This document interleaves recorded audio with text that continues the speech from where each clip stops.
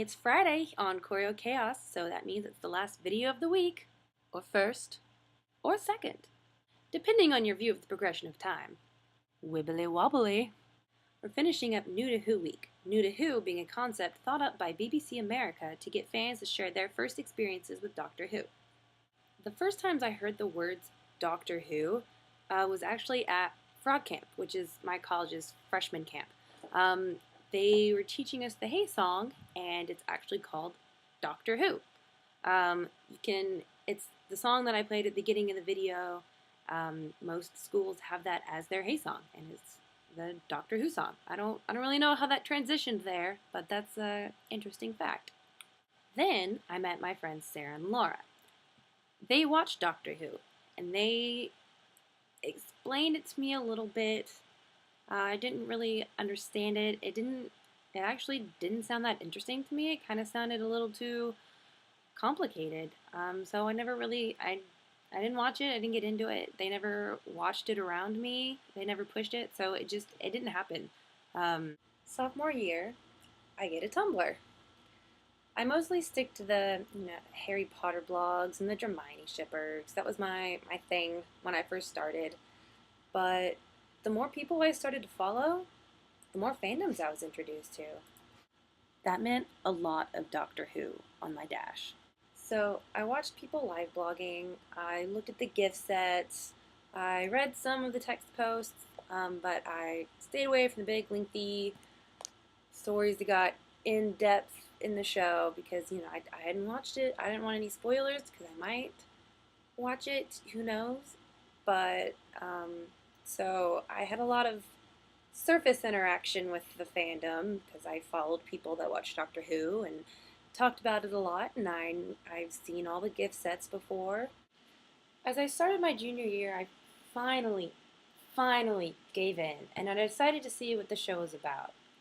See, I knew he regenerated. I knew there was a big deal about someone named Rose and Donna, and I knew that somehow this curly-haired lady was the daughter of these other two people, but they were like the same age, and I had to know what the deal was. I had to know how that was.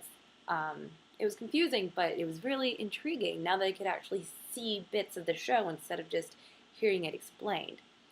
So I asked around on Tumblr to find which season to start with. I knew it started way back, but I didn't know if it was best to start at episode 1 with William Hartnell, or to start with David Tennant since he seemed to be the most popular, or start with the new Doctors so I could be kind of caught up, or what. I was a bit of a lost duck. But a few people told me to start with 9 since it's the beginning of New Who, so that's what I did. Best place to start is at the beginning, right? It was a good decision. I think even if I did start with 10 or 11, 9 would always end up being my Doctor. He had so much character development in that one season that he was in, and to see how he changed himself just to be the person Rose needed him to be, that's sacrifice. I won't go on a 9 tangent, though I could, but it's Eccleston's Doctor that kept me wanting to watch, and wanting more, basically. And to see how far the Doctor has come since meeting Rose and how far he's regressed since leaving her, just the writing for every Doctor is amazing.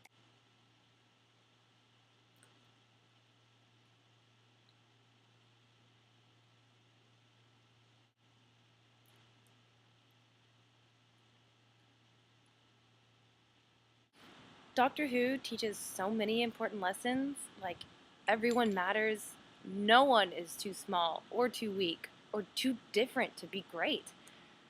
So if you haven't gotten into the show, go watch it now and start with 9. He doesn't have to be your favorite, but he is certainly important. Well, that's it for choreochaos this week. Katie, I will see you Monday. Everybody else, check into Dinosaurs on a Spaceship!